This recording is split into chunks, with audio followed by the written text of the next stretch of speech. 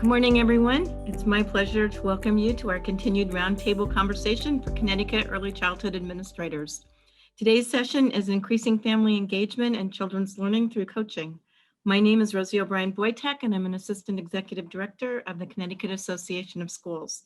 We at CAS are very excited to collaborate with the Office of Early Childhood, the Connecticut State Department of Education, and the Regional Education Service Center's RESC Alliance to support the needs of all of Connecticut's youngest learners, including children with special needs and other vulnerable populations, by sharing with you the most current information as well as research and best practices for early childhood education. There's so much to think about as we design and implement teaching and learning during this 2021 school year, especially for our youngest students across the state. So we're really glad that you joined us today. Just a couple of quick reminders. Everyone has been muted to begin with, but once you get into the breakout rooms, please unmute yourself to talk with each other. If possible, please turn your video on, as it's nice to be able to see everyone, especially when we're working in small groups. When we're working as a whole group, you may ask questions in the chat or raise your hand with the button at the bottom of your screen to be recognized. Please use the chat feature to ask questions, share ideas, and let us know if you experience technical problems during the Zoom meeting, as we will be monitoring the chat. However, when you're in the breakout rooms, the chat feature is only seen by people in the breakout rooms. If you have questions or need help when you're in a breakout room, please use the help button and one of the hosts will respond. This webinar is being recorded, but only during the whole group activities. We're unable to record the small group conversations during the breakout room portions of this webinar. However, the rest of the webinar will be recorded and will be posted for future viewing. So please be sure to share the link to this webinar with your colleagues once it's posted on the CAS, OEC, CSDE, and RESC websites. Again, I'd like to welcome and thank you all for joining us today. It's now my pleasure to introduce our facilitator for this continued conversation, the Director of Young Children and Families at Learn, Carol Glenn. Welcome, Carol. Thanks, Rosie. Last month, if you were with us, Suzanne Clement led us in a discussion around family engagement in remote learning. And following that session, we received feedback from you that indicated that you would value additional support regarding effective coaching practices, supporting families in the coaching model, supporting peer relationships, related services, and service hours. You also indicated a desire to talk more about best practices related to screen time for young children. That's a lot to get to today, but we're going to start with the coaching. Based on the feedback, we will be talking this morning about the power of coaching to support children's learning. I'm going to start sharing my screen.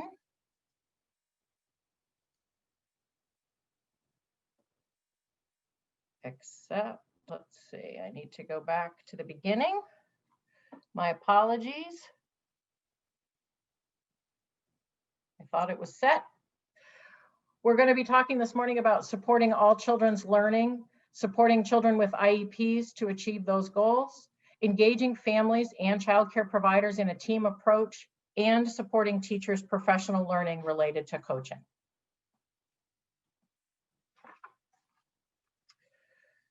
The Connecticut Early Learning and Development Standards guiding principles remind us that families are the primary caregivers and educators of their young children. They are their children's first and best teacher. And they are critical partners with us in all early learning environments. In addition, we know that children do not learn new skills in isolation. Rather, they learn best when these skills and concepts are integrated into play experiences. In the early childhood classroom, we support relationships with and among children.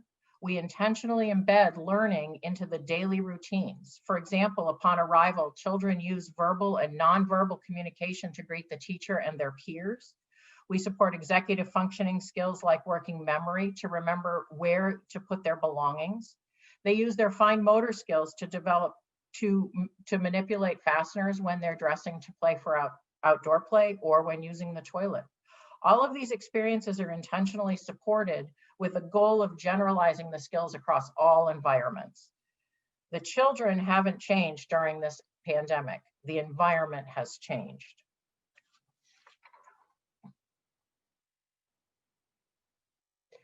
Our responsibility always has been to ensure positive learning outcomes for students, and it still is. It's just that the environment has changed. Our shift to remote learning has forced us to shift our practice in ways we never imagined. This is an opportunity for us to transform our instruction and our learning practices.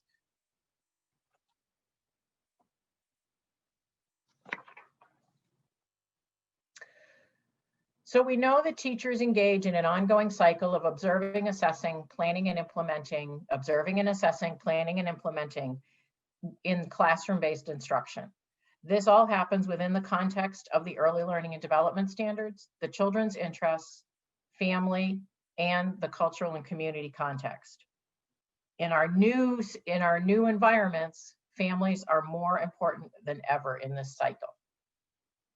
The families and the relationships we have with families support effective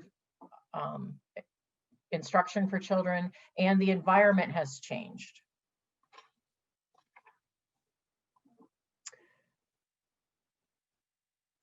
So what is coaching? We've talked about the importance of families and caregivers as partners in children's education. We've talked about the importance of having relationships with all of the team members in a child's education. And we talked briefly about implementing that in a coaching model. So what do you think of when you think of coaching? What are the words that come to mind? I'm going to open a Jamboard here. So I think Jean has put in the link in the chat box, a link to this Jamboard. So if you click on this link, you should get this screen. And if you come over here to the left and click on the sticky note, you can add a sticky note with a word or words or a phrase that comes to mind when you think of coaching.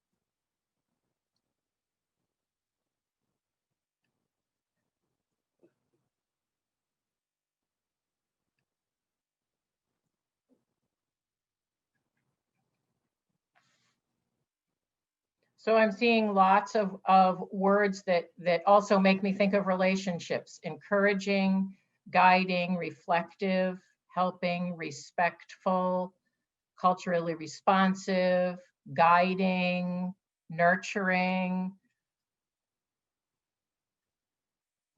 The shift in thinking becomes a shift from direct instruction in the classroom to supporting families to implement experiences that support their child's learning.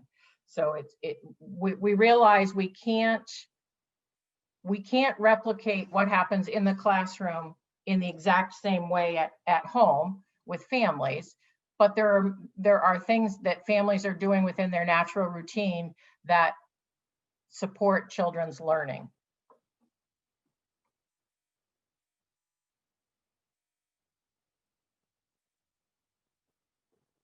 This is beautiful. I love this. So I'm hoping, Jean, that there's a way that we can save this and maybe send it out following the presentation so everybody has it.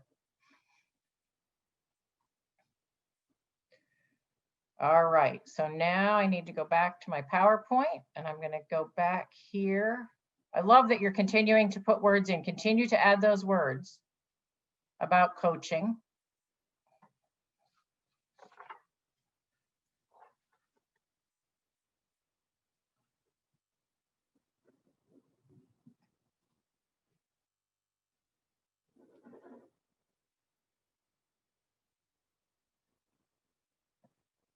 So the OEC, in partnership with the Hartford Foundation for Public Giving and several other partners, created a video series several years ago called The Foundations of Coaching in Early Childhood. This morning, we're going to watch the first part, chapter 1, in which Dathan Rush and Melissa Sheldon, who wrote the Early Childhood Coaching Handbook, give us an overview of coaching. At the end of this presentation, there's a resource list, and a link to the entire series is in that resource list, so you'll have that. But we're just going to watch the first chapter this morning.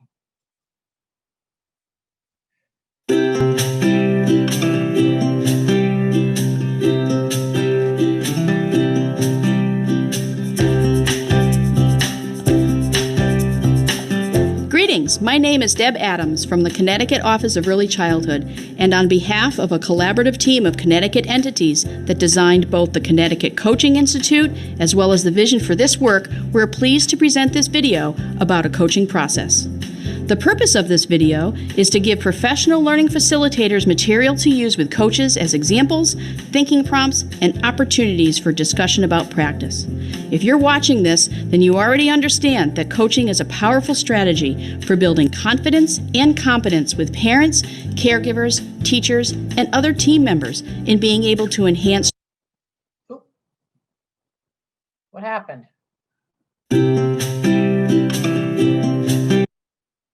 A team of Connecticut entities that designed both the Connecticut Coaching Institute as well as the vision for this work, we're pleased to present this video about a coaching process.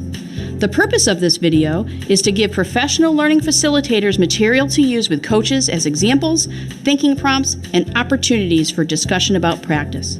If you're watching this, then you already understand that coaching is a powerful strategy for building confidence and competence with parents, caregivers, teachers, and other team members in being able to enhance children's learning and development. The video will focus on the 5 key characteristics of coaching as an interaction style outlined by Dathan Rush and Melissa Sheldon. We believe this style of interaction acts as a core set of principles and practices that are at the heart of the coaching process, regardless of the different coaching models you may know or use, or even where coaching occurs, like in centers, family child care homes, or private homes with one child. Coaches hold a powerful key to help adults recognize and unlock their potential to have great effects on the health, well-being, and learning for each and every child. So thank you for all your great work on behalf of children, families, and the early childhood workforce of Connecticut. We hope you enjoy the video and the discussions and practice that follow in your professional learning session. Coaching is an interaction style that builds the capacity of the learner, the coachee, the person with whom we're working. Coaching is this framework for interacting with other adults. That framework can then be paired with a variety of different content. So we can pair that framework with conversations around early learning. And so we actually ended up doing a research synthesis of looking at all the research articles we could find across fields to determine what are the characteristics of the practice that really define what coaching is and inform us in terms of how we go about doing it. And in this interaction style really that we're using, these 5 characteristics are present. It's really not a pick and choose kind of a situation. We say the gift of coaching is that you get all 5 characteristics and you get to use all 5 characteristics. Learning coaching and becoming competent in it does not happen overnight, as we realize it takes practice. And we have to take those characteristics that we're learning and we have to put them into practice as soon as we can.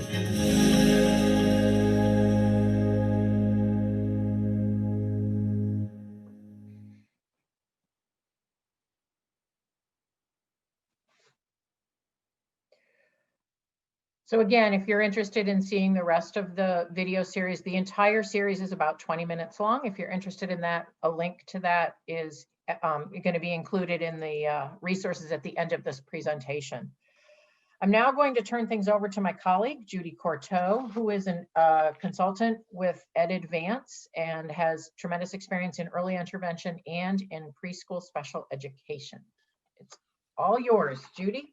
Okay, thank you very much, Carol, and thank you, administrators and early childhood leaders, in being a part of this roundtable discussion today on the power of coaching.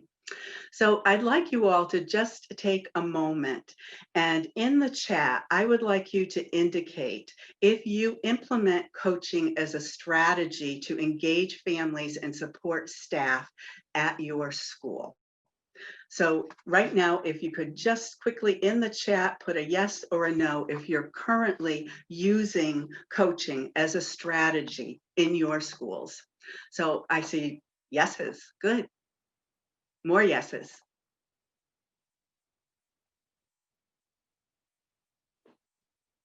Wonderful. And it's okay to say no.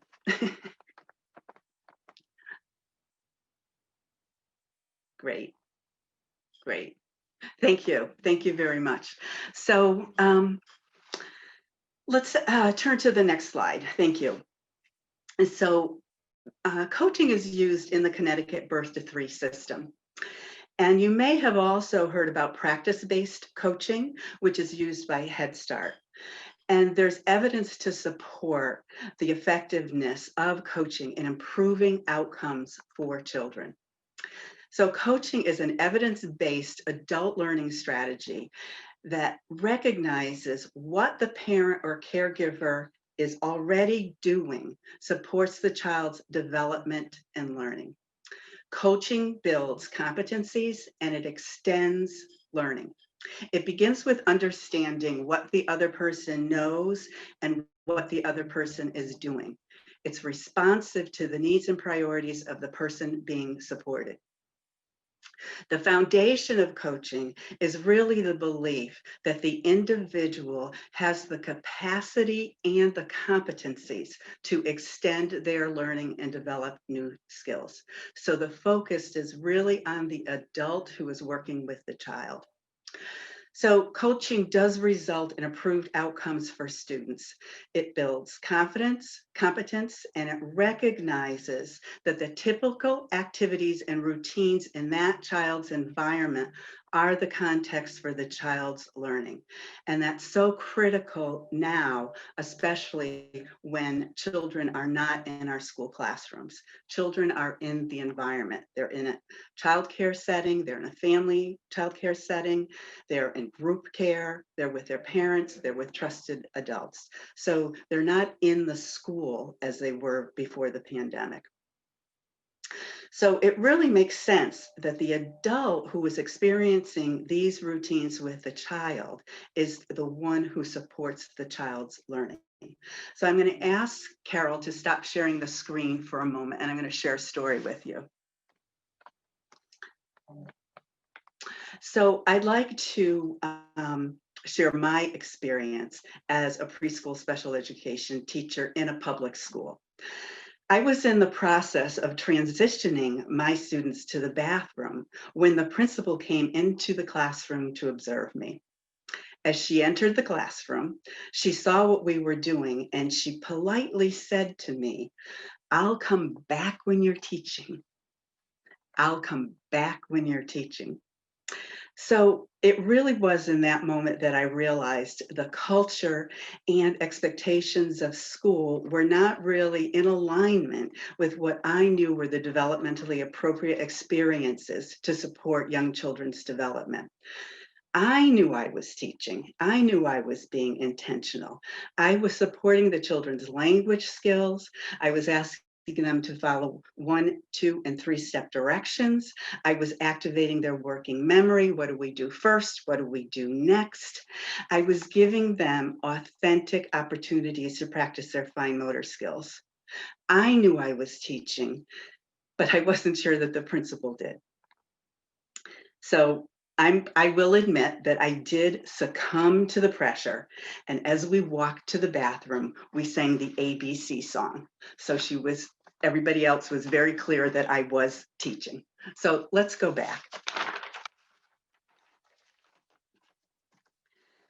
So as we look at the next PowerPoint, I want you to understand the power of routines in children's environment. and the opportunity that we have to leverage these experiences. And as I said, children are not in our classrooms. And especially now during the pandemic, this is really critical. We need to be meeting children where they are and with the adults who are with them and experiencing these routines throughout their day. So I'm going to talk more about the coaching cycle. So previously we were talking about what coaching is. The coaching cycle is really going to talk about how we do coaching. So it begins with joint planning, and that's where I ask a question and I listen. I ask the parent or the caregiver or the teacher what their concerns are. When does a child have the most difficulty? When is the child most successful? What have you tried? What's worked? What hasn't tried? What hasn't worked? And I refer to this as influence in and influence out, because it's the exchange of ideas. Both of us are sharing what we know, and then we're planning together. So that's the beginning of the cycle. During observation, I may model a strategy with the child. If I'm working remotely with the parent or the teacher, I'll ask the parent to do that.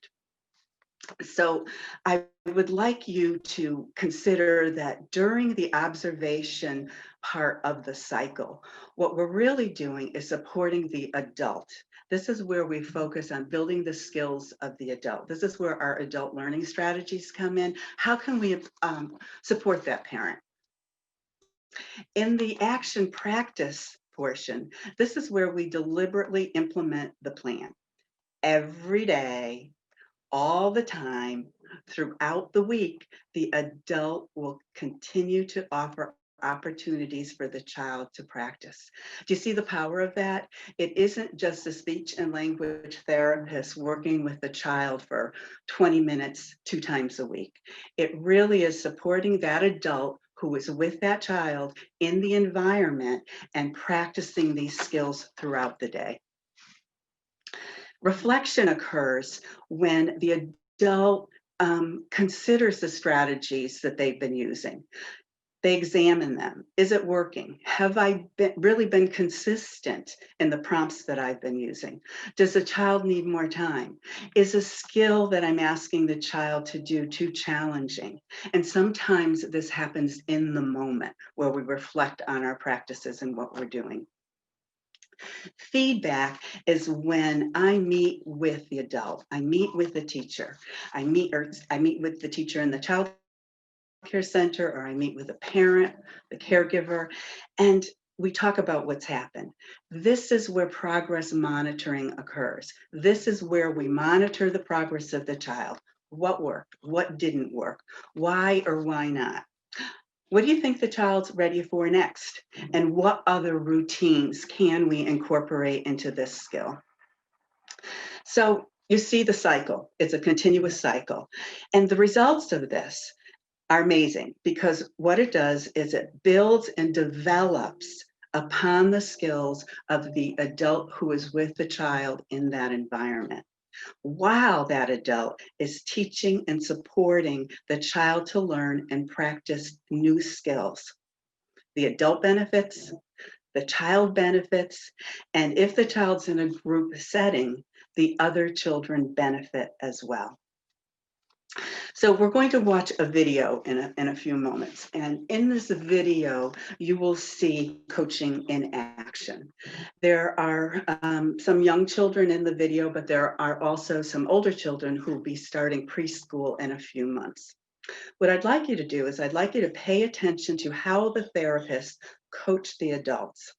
What do you notice? What skills are the therapists using?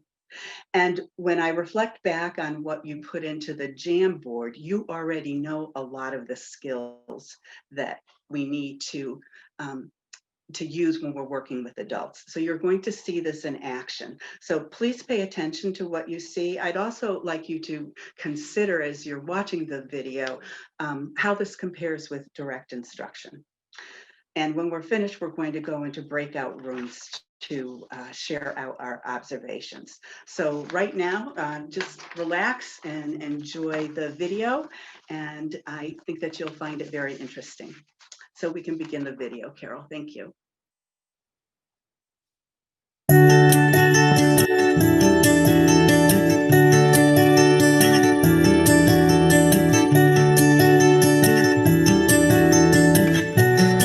The field of early intervention is maturing. We are learning that when providers support and enhance the confidence and competence of parents and caregivers, it benefits the child's development. By building upon the family's everyday routines and activities, we can individualize early intervention supports and make them meaningful for that family and that child. A routines-based approach helps caregivers understand how to help the child learn and develop during natural activities. The caregiver then continually supports the child when a provider is not in the family's home. Let's listen now as 3 early interventionists share what this all looks like in practice. Okay, you show me how you can do it all by yourself. When I think of myself as a coach with a family, I want to be able to come into that home and sit with a family, get to know that family, get to know their routines, and then look at what can we do within that routine to help support that little one become more of a participant and more active. So when I'm working with a family and using coaching, I want to, engage with that family, interact with them, and understand what's happening during their routines throughout the day. Is that yummy, yummy, yummy? So that we can identify the routine and the times that they can best help their little person accomplish the goals, develop their skills, and be able to do optimally what we would like for them to do. One more time. I want to give them the tools and the education, the knowledge of what are the next steps that they're going to need in order to help their little one continue to do that same activity the next day or the next day. Apples, eating an apple? Just like you. Parents sometimes enter into the early intervention system with preconceived notions about what these services will look like. They are under the assumption that a provider will come in and work with their child, focusing on specific and isolated skills that the child may be missing. The caregiver may have been referred by a physician or another agency staff member who does not understand the shift from a clinical to a more routines-based approach. So how do you explain this to families? When it comes to coaching, I oftentimes describe it as I'm going to be on the sidelines helping you know what are the next steps to take. And we're going to look at that together and identify the situation and go, what could we do next? What is he enjoying? What is he delighting in? Son, it's time to clean up. You ready? The provider focuses on supporting every family where they are. This means that each family is looked at individually. Family priorities and uniqueness are celebrated and built upon. This is the starting point for the early interventionist. Oh, sweetie. Well, one of the first things I do when I go into a home is I like to just go in and sit on the floor and look around at what they have and let the mom and the child initiate the activities. I like to see what they spontaneously and on their own pull out to show me. And I think that puts the mom and the child at ease for them to initiate the activities. Which would you like? Do you want the truck or the book? Oh, the book. I guess I also use a lot of turn taking. So I model what I do with those activities and then I say, okay, it's mom's turn. And I hand the toy over to mom and let her model what I just modeled for her.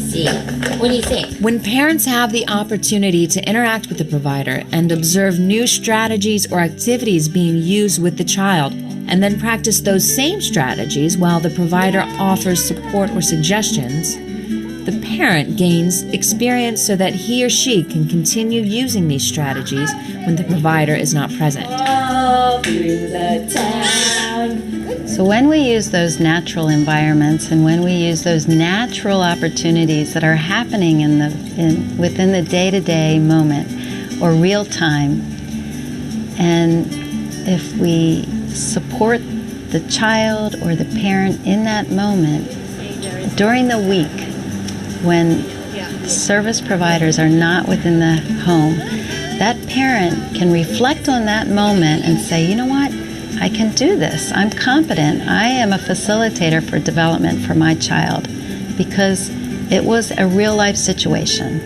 And it's something that I can do, and I can generalize it to another area of the child's life. And it empowers them. It makes them feel confident in their ability to create change. You're laughing so much. You're losing your clothes. We give you, again, those next steps, those tools, the information, the support that you need, and thereby he's getting much more intervention throughout the week than if we just bring in another person for 1 hour. Can you pull? Pull.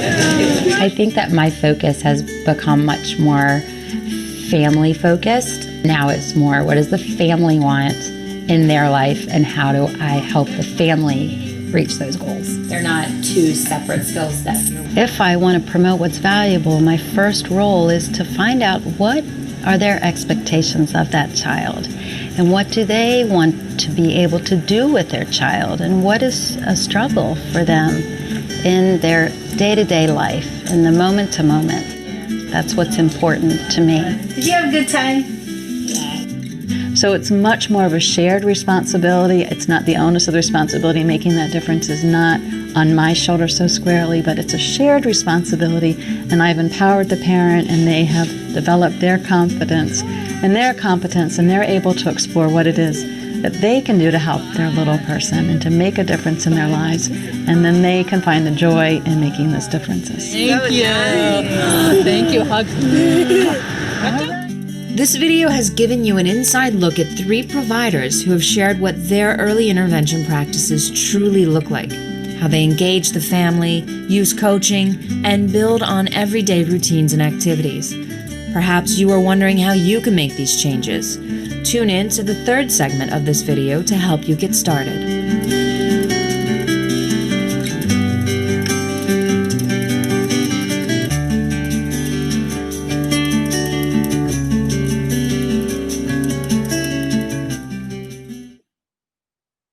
Okay, so what we're going to do now, we're going to break into small groups. And for the small group discussion, I want you to be able to have conversations about what you saw in the videos. What were the coaches doing? How were they supporting the parents? How did therapists have those conversations? I also want you to consider how this looks different from direct instruction. And also, because all of you have indicated that you are already implementing coaching strategies into your school, I want you to talk about how this might look virtually. So this is the reality. This is where we are. You're going to have about 10 minutes in each breakout room. As soon as you go into the breakout room, please identify a recorder, because when we come back, we'll ask the recorder to share out with everyone. Remember the room number that you are in. And one of us are also going to be joining you with those conversations. So Jean, if you'll let us just vanish off into breakout rooms, I'd appreciate it. Welcome back, everybody. And my microphone is on, right? Yep. So we had a very, very significant conversation. And so I would like, how many groups did we end up having, Jeannie? Sorry, I was going with my fingers and I didn't realize maybe you couldn't see me. Oh, okay. So 5. Okay, so we had 5 groups. So I'm going to ask folks from, I think we'll have plenty of time, and I'd like to ask folks from each group to start to share out what some of your conversations were. So let's begin with breakout room number 1. If the recorder could just share some of the thoughts, maybe 2 or 3 of the ahas or the crux of the conversations that you had in your breakout rooms. So that was our group, Judy. Oh, And, yeah. So some of the salient points that we discussed were the authenticity of the activities that were being demonstrated, especially the fast food restaurant, and looking at how that really is part of families' everyday lives and how do we make that work and turn it into a learning situation for children. We also talked about clarity of purpose and do teachers know what it is that they're asking parents to be doing with their preschool aged children? And, are the teachers themselves clear on what to expect, especially in this new learning situation?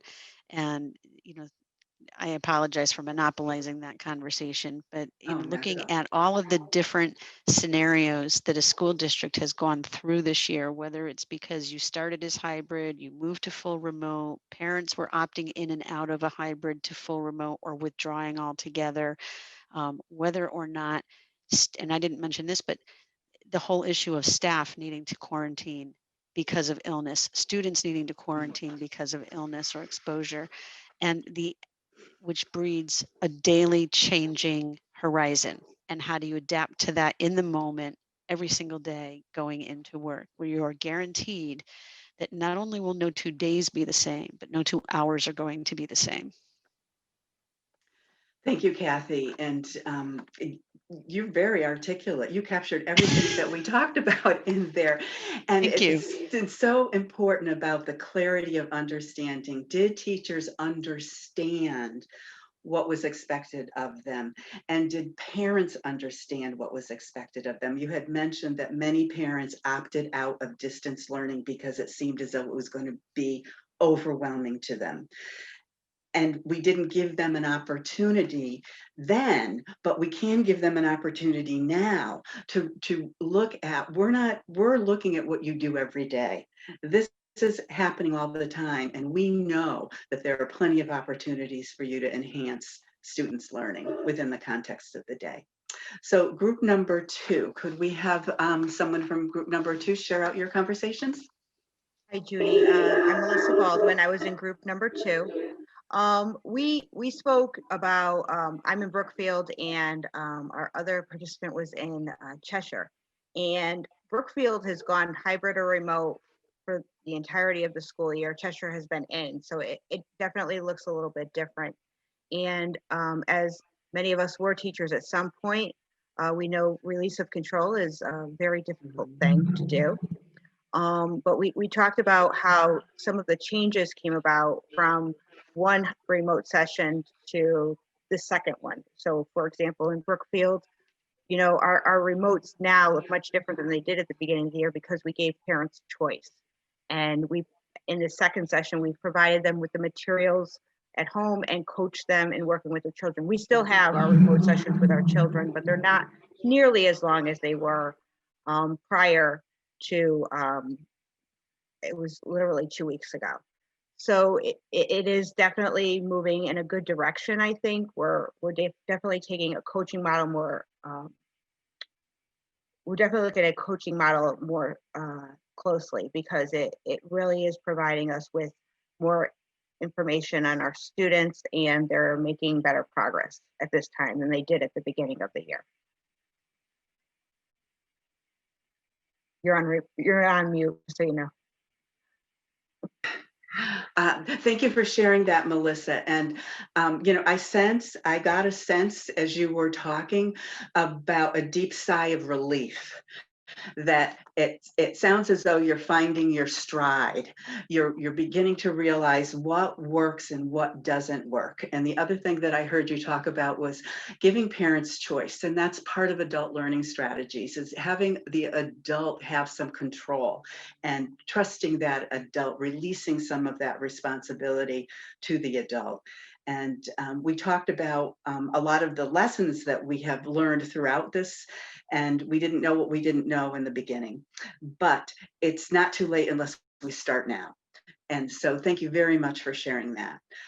Group number 3, what were your discussions? Hi, our discussion was, we had a number of discussions, and we've talked about families that are doing virtual learning, parents needing to see the value of their new role.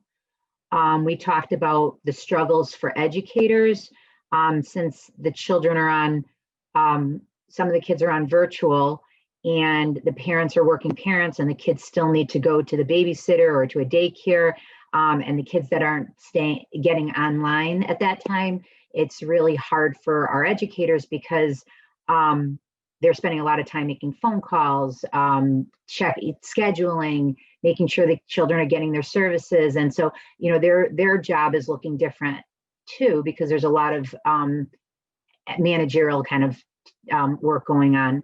We also discussed about parents, when the children are home learning virtually, parents needing to understand too that services are occurring also when the child is not directly on with the teacher. So if the parent is talking to the teacher, it's not that that's direct services, but that's still very good coaching and educating for these families.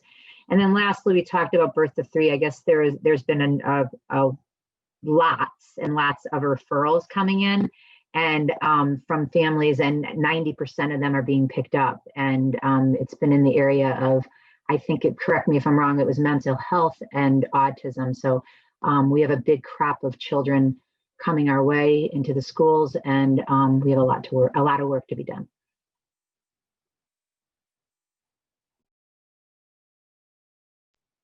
Thank you, Jill. Thank you for sharing that. A couple of things that I heard you talking about is when the parent is working and the child is with another adult, a relative. So in a situation like that, if the teacher is having conversations with a parent at home, it really becomes a shift again, because it's not only the teacher talking to the parent, there's the other aspect of the parent talking with the caregiver where that child is. And, you know, hopefully there's, as a result of our conversations today, there's more of awareness that children are learning all the time. Every situation that they're in has routines and a schedule to it. And that's when we support the child's development. So it can happen. It can happen when they're at auntie's or at Nana's house. But it's that communication, and it's really, you know, having a clear understanding of what this looks like.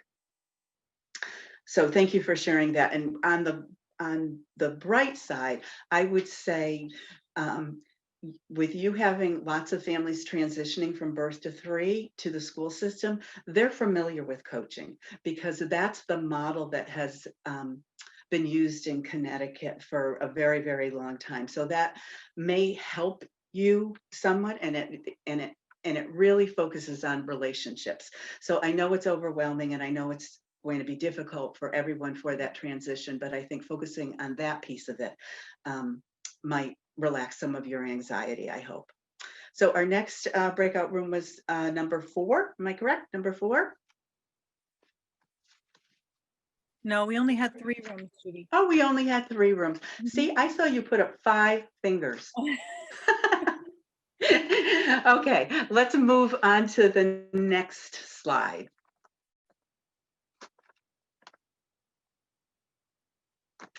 So we're looking at coaching as being a path between school and where that child is. And we know that child is someplace. That child might be in Head Start, that child might be at ABC Child Care Center, they might be with their parent, they might be with a home care provider, with a relative, but we know they're somewhere. And so it's really, really important that we use coaching, we leverage the opportunity of coaching to enhance those relationships between what is happening or what was happening at school and what is happening at home. And that path goes both ways.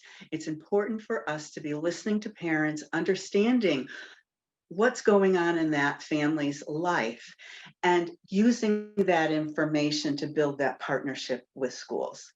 The path that we're on, we don't always know what's going to happen ahead. and that's certainly true in the pandemic. Some children started off in classrooms and we had to go to hybrid, and some children started in remote and now they're in the classroom, and it may change again. So we don't always know what is going to happen, but as long as we have strong open communication and relationships with families, that home to school connection becomes stronger. And I believe that coaching is a path for that to happen. So we know that coaching leads to an increase in family engagement. We know it leads to an increase in community relationships. It increases the opportunity for children to learn within the context of their everyday routines. And for children with IEPs, it's an opportunity to really focus on their skill development, using the family, using the caregiver to help in monitoring the progress. That's one of the questions that we get asked a lot. How do you do progress monitoring when children are not in the school and I can't work with them directly? So this is an opportunity to partner with those adults and find out, is the child making progress? And hopefully what this is going to lead to is a decrease in need for compensatory services. Judy, can I just add something real quick? Sure, go ahead. So in our group, and I kind of heard it mentioned in the reporting out, I think that as educators, as administrators, we are thinking, all we see is change. We see something that's unpredictable, because are we remote? Are we in person? Are the parents going to change their mind? Are we going to go to an AB day? Are we going to... But I think what is being missed is that there is one thing that doesn't change. If you have a really strong relationship with that family, and you are coaching, you are releasing, and you're coaching the family and you're supporting the family, then it doesn't matter where the child is. Mm-hmm. Same thing if the child goes to a child development center. That's a preschool classroom as well. So it really doesn't matter. And I had asked in our group, speaking to that progress monitoring piece, do you find that your teachers have their implementation plans? And those implementation plans have, this is what I'm going to do. This is what the IEP said. This is what I'm going to do. Or do you have something more where, like in Rush and Sheldon, where they're coaching notes?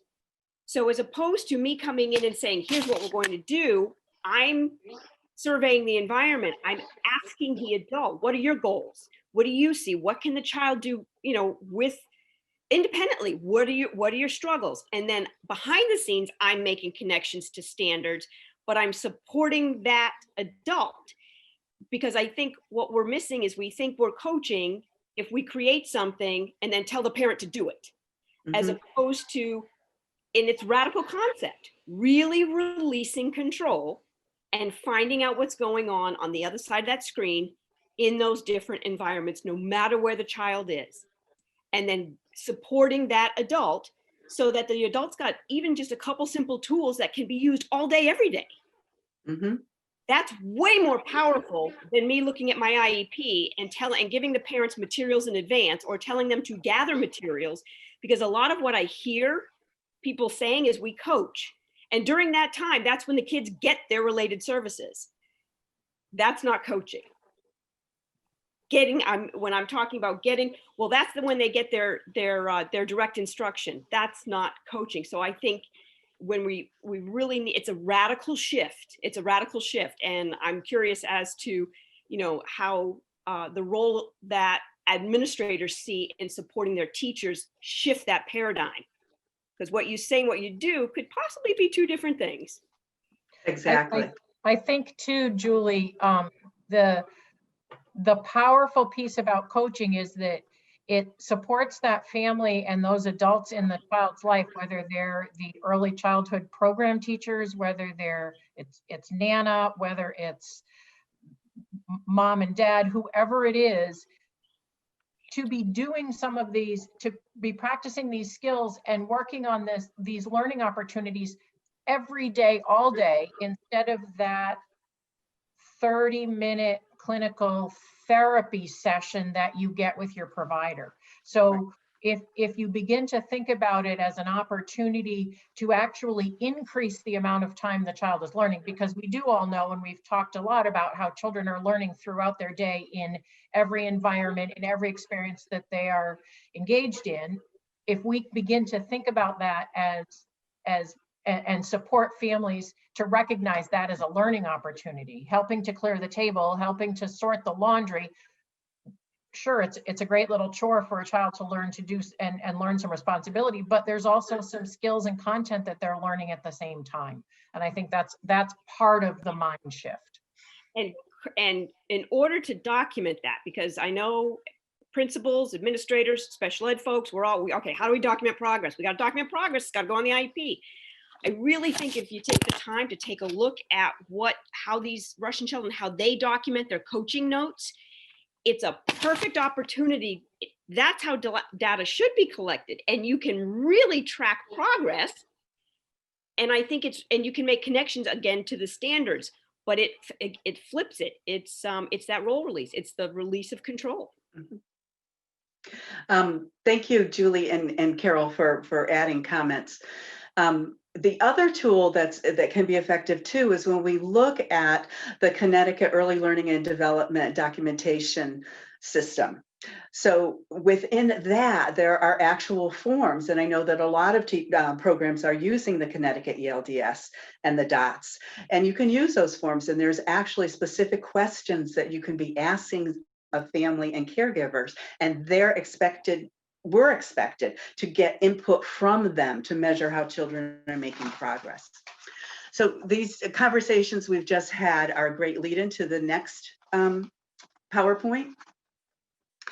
And we are going to have a small group discussion, but we're not going to go into breakout rooms because we are now a small group. We have other people who have priorities that they have to attend to, and I certainly am respectful of that. And I know that everybody is really concerned with what's going on with the pandemic. So what we were talking about just now is, how do you partner with that adult? How do you include them authentically and meaningfully in planning, in that team planning? So how do we build that culture? How do we begin to have conversations? And how do administrators and early childhood leaders support your teachers in understanding that and being able to build that in? And so what I notice right now is that, okay, so we have about 8 of us.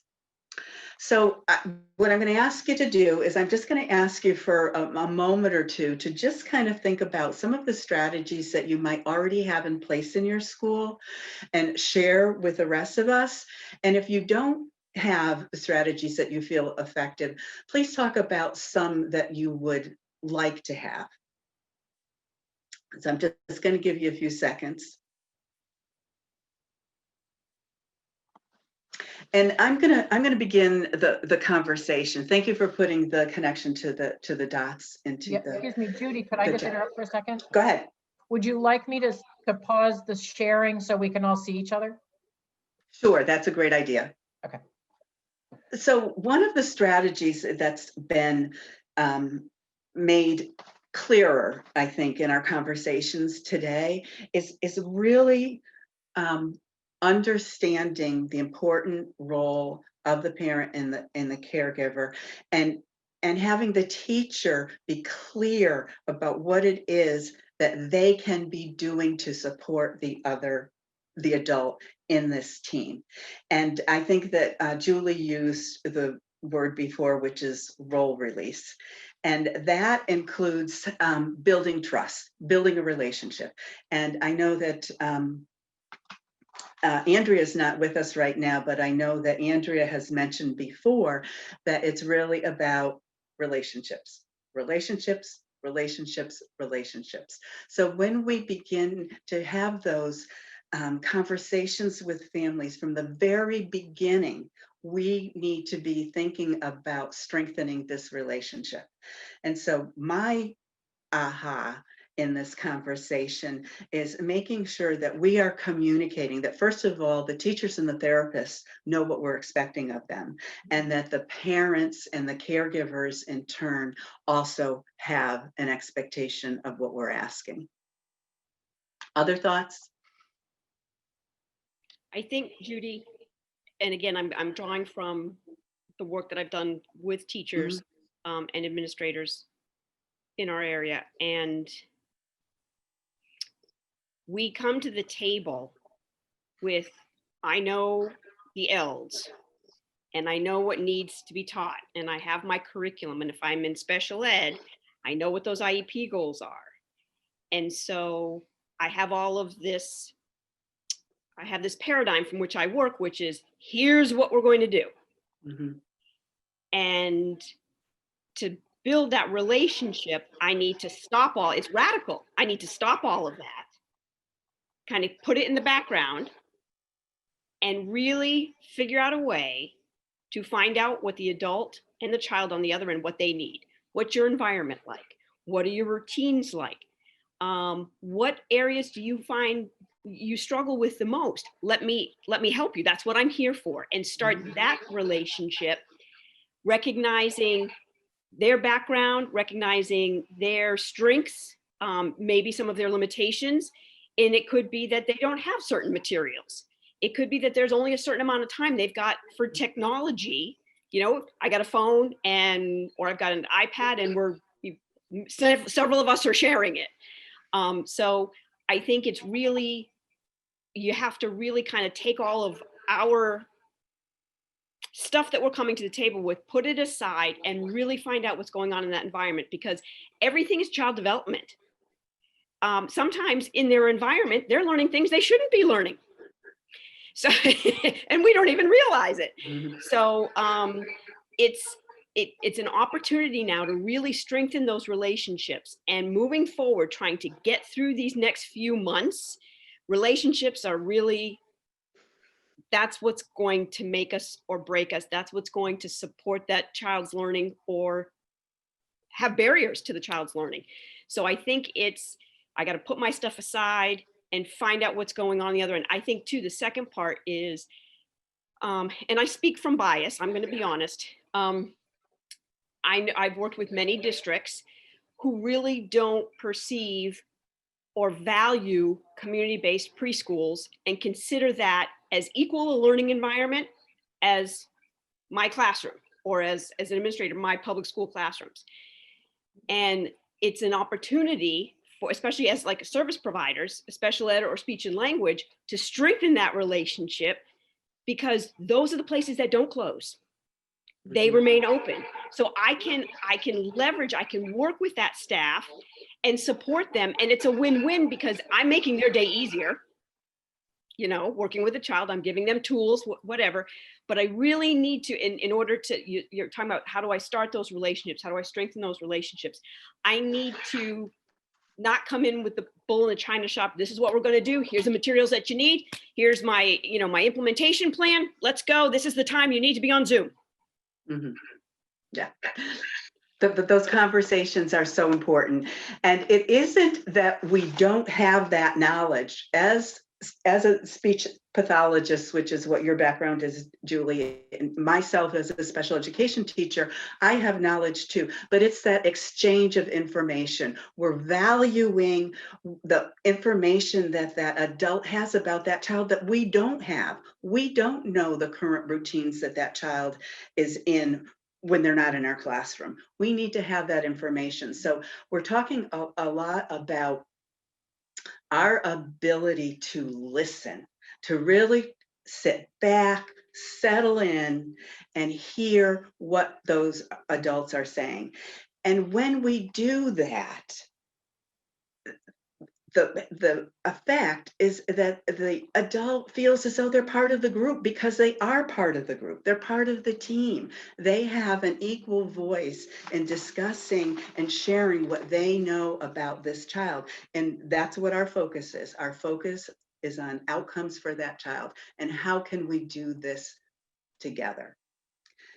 So I'm curious. Judy, could I Go just say ahead. one other thing as well? I think the other thing that we have to remember, and some of what I've experienced, is that part of that relationship building with families is helping families recognize themselves as experts about their child.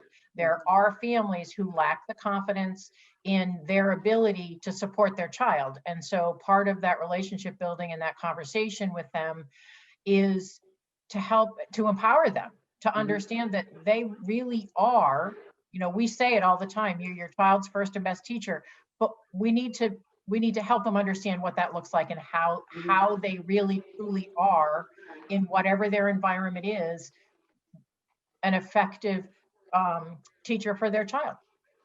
Right. It's really that belief. And Rosie, I hope you don't mind if I call on you as a principal. And as you've been listening to these conversations, what are some of the reflections that you have about this shift in really empowering the adult that the child is with and looking at the routines of the day as a way to enhance that child's development? I think it's awesome, right? and I know I do. I think it's time for us to make that shift, because you're right.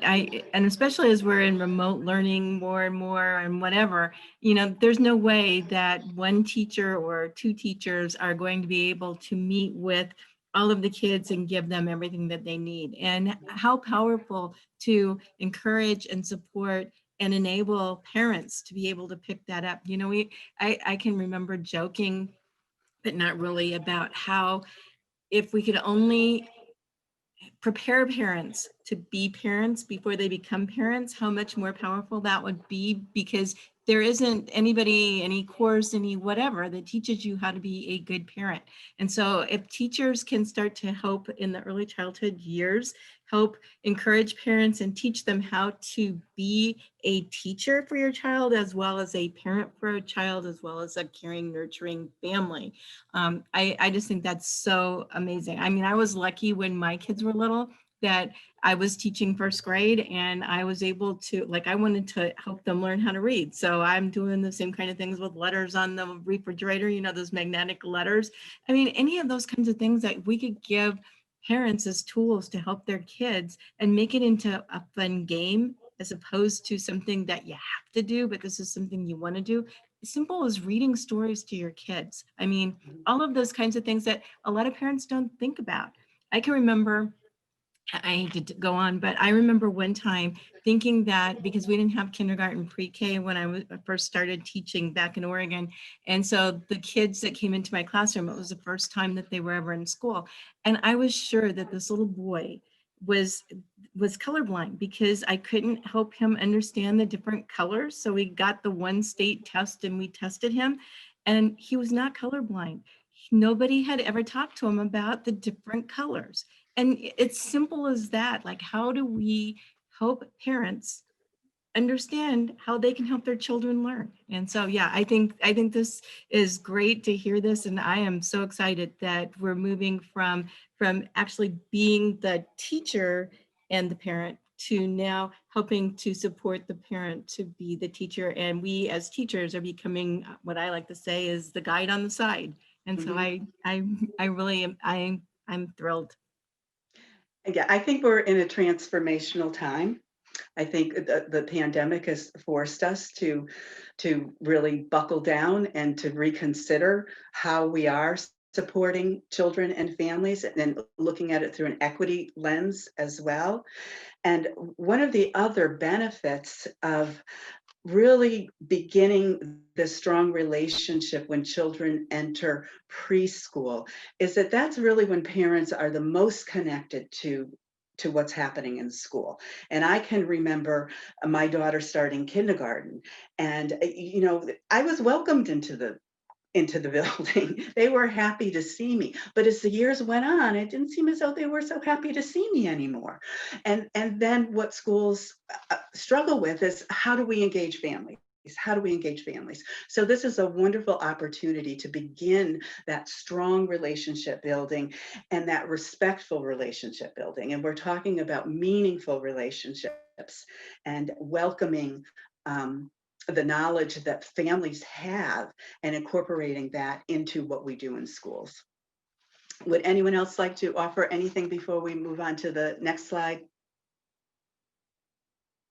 I know we're a small group, but I think this is a great conversation, and I'm so thankful that it's being recorded because other people will have the opportunity to hear it as well. So the next slide really talks about what you were getting to, Julie, when you were talking about how do we incorporate this model? How do administrators provide the training, the professional development, the support within the school to create this kind of environment? And I'm going to go full circle a little bit, and I'm going to share with you the result of my experience after the principal came into my classroom and had mentioned to me that she'd come back when I was teaching. I was at that school for 7 years, and it was one of the best experiences that I ever had. And we were fortunate to be part of the Race to the Top funding way back when. And one of the resources that was provided to our school was coaching. Cognitive coaching. And so what I experienced at that school, and what I think that schools can experience here, was that opportunity to grow together. The administration grew in their knowledge and learning. Teachers grew in their knowledge and learning together. And we did it in a process where we used coaching as the path and the leverage in order to move us into that better understanding, so that by the end of the 7 years that I was there, when the principal came in to observe me again, she came in with a smile and she followed us to the bathroom. So she knew that authentic, real instruction was going on in my classroom. So I'm just going to offer another opportunity if people want to add on to any thoughts or suggestions that they have about moving this practice forward. And we'll just take a few minutes to discuss that, and then I'm going to move on to a quote by Jerry Paul. But let's just go back and stop the PowerPoint for a second and see what kind of ideas and suggestions people have as to how we can implement this model into the culture of school. And this is a big question. Well, Judy, I'll start. One of the things I heard this morning that I thought was really powerful is having parents, probably through Zoom right now, but having parents get together and meet and share what they're doing in their homes with each other, and being able to play off of each other, because I think that's, you know, that is empowering for the parents, but also gives other people great ideas of what to do. So I would say keep doing that one. That for me was a big aha takeaway from this session. So I think one thing that comes to my mind first as an administrator is to give teachers the permission to think about service delivery in a different way, because I think that sometimes teachers are trying to recreate their classrooms online because they think that the expectation is for them to do that. So I think it's really important to be clear about the expectations. I think it's also important to be clear that this is a time for people to try new things. I also think it's important to articulate to both the teachers and families that it is a shift, and the purpose of the shift, because it's not only a shift for teachers, it's a shift for families as well. So really being able to articulate for families that, yes, it is going to look a lot different, and there is quality behind that shift, right? So it's not because we aren't in school, we're going to do coaching instead, but we actually know that it's not as good. It's we aren't in school and we're seeing that coaching is actually a really valuable tool to support your child. I'm just curious because I see Kim is on here, and Kim is the principal of a very unique elementary school with a really unique culture. So I'm just wondering if how what you're hearing here today, how it fits in with what's going on at your school, because it is such a unique place. Yeah, and I was just going to share too, the fact that Birth to Three has been doing some of this coaching already. And the Cheshire Birth to Three has been doing it. And we're housed in the same building, and we're very collaborative and work very closely together. That we actually did a little PD at the beginning of the year about coaching and just sharing a little bit of what Birth to Three has learned from it, and kind of learning from Birth to Three to implement that into our preschool program too. The other piece is I'm really thankful that you're also having these for administrators, and then you have it for teachers on next Wednesday. That's so important because, I think it's good for us to hear this, but I think it's also important to help them support teachers in this process too. But I also very much agree with Suzanne saying it's about also giving them permission and for them to understand that. And some of this, it's what they're already doing in the classroom with the service providers and the classroom teacher. They're coming in and giving them their speech and language services based on the environment that is going on in your classroom. So now it's just about sharing that out with the families too, and being able to do that. But I am really appreciative of this, but I think that other thing is so important is teachers need to know that it's okay. And Kim, what you reminded me about the Birth to Three model is my background is special ed, but boy, did I learn so much from those OTs, those speech and language pathologists, those PTs. Oh my goodness, what a respect I have for what they know. And they trusted me. So that's that role release. So I had that opportunity to use those strategies. So you're really increasing the capacity of your teachers. They get such a world of knowledge that happens right in front of them and that they're actually doing. So everybody benefits, as I said before, the adult benefits, the child benefits, the children in the center benefit, as well as the other adults, the paraprofessionals that are in that environment. So any more comments before we move to the last quote? I did just want to share one quick thing that I was having a conversation with an administrator the other day, and we were talking a bit about teachers coaching families, and she said, I feel like this is the part of our program that's always been missing and we didn't even realize it. So I thought that was just a really powerful statement that I thought I would share. Thank you, Suzanne. Thank you very much. So we're coming to the end of our roundtable discussion, and I'm so happy that it was such a rich discussion today. I'm going to leave you with a quote, and this is a quote by Jeree Paul. And Jeree Paul is a clinical psychologist. She's also one of the contributing editors to 0 to 3, and she's very well known in the area of reflective supervision. And any of you who have ever been in that type of an environment, it's such a rich learning and opportunity for growth. So what Jeree Paul says, and this is directly related to what we've been talking about today. Jeree Paul says, how you are is as important as what you do. And this is especially important when we consider families and young children. So Jeree Paul says, how you are is as important as what you do.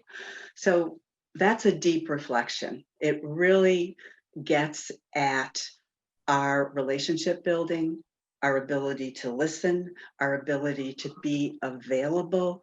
It's not so much what we do, it's how we do it. So the next part of our presentation includes the resources, and we promised you that you would have access to the full videos from Rush and Sheldon on coaching. There is also the book from Rush and Sheldon, the Early Childhood Coaching Handbook. The other excellent resource is Coaching with Powerful Interactions. It's a guide for partnering with early childhood teachers. And we have 4 or 5 videos for you to share with your staff and with other administrators on practice-based coaching, embedding instruction into daily routines, and supporting parents and families and adults in distance learning. So we are going to, yes, you're all going to receive the slides, and then we can go to the last page. And thank you, Kim, for appreciating the fact that we do provide this same roundtable discussion with teachers and related staff. And I think what's important, it's not only important that you know that teachers are hearing what it is that we have said to you, I think it's critically important that teachers know that we have said it to administrators. So I think that's where you get that piece of permission. Oh, you've had this conversation with the administrators. They know that we're talking about this. So I hope that that does build the knowledge base for teachers and for administrators. So I want to thank everybody for being part of this rich conversation today. I especially want to thank the Connecticut State Department of Education for supporting this collaboration between the RESC Early Childhood Office, or Early Childhood Alliance, and also the Office of Early Childhood, as well as the Connecticut Association of Schools. Rosie, thank you so much, and I'm so glad that you're a part of these discussions. And there will be a survey that will be sent to you after this discussion today. And that is important feedback for us because it really helps us to guide our conversations. So can I go ahead. I was going to say, does anybody else want anything to say? And Kim, maybe a question for you and Andrea, but I'm just wondering, is there a way to for your district and your early childhood team to kind of capture their practices? Because I think it's going to be, once we return to whatever the new norm may look like, I really believe that the districts, the practitioners, the teachers who have had the strongest relationships with families and have been able to leverage that relationship to deliver the instructions, to support those adults in those learning environments, I think we're going to see they've made incredible progress. And those relationships are richer. And I'm just wondering if there's a way to kind of capture what you're doing there in Cheshire, what your teachers and your related services staff are doing, and how they're working with birth to 3. I don't know, just because I think afterwards it's going to be really relevant data. Mm-hmm. I don't know what anyone else thinks. I think absolutely, something is working, and you have something that is Mm-hmm. really strengthening those relationships and engaging families. I think that's something that needs to be showcased. Mm-hmm. So here's what I'm thinking. I think we should do, I'm sure that you guys have other schools that are doing similar great things. What if we did a webinar and did a roundtable conversation with Kim and a couple of other principals or teachers and have them talk about what they're doing and going forward, once we're in the new normal, what are they going to continue to do? Because it's just too great. These are lessons that we've learned going forward that are working, because, I'm starting to hear this even in a conversation with a couple of middle level principals and Danbury in particular yesterday, and they were talking about how they use STAR, and even though they haven't been in school all year, they're starting to see gains in their students, including math. And I'm thinking we've got to start to replicate those ideas across the state. So my suggestion is let's put together a panel. I'm happy to host it, or hope you guys host it or whatever, but let's put together something for early childhood that says, hey, here's where we are. Here's what we're doing. Here's what we've learned. And here's what we still want to know, or whatever, but have those conversations. Absolutely. Yep. Great, I get to sneak to a meeting, thank you. Well, thank you. And again, thank you, everybody, and enjoy your week.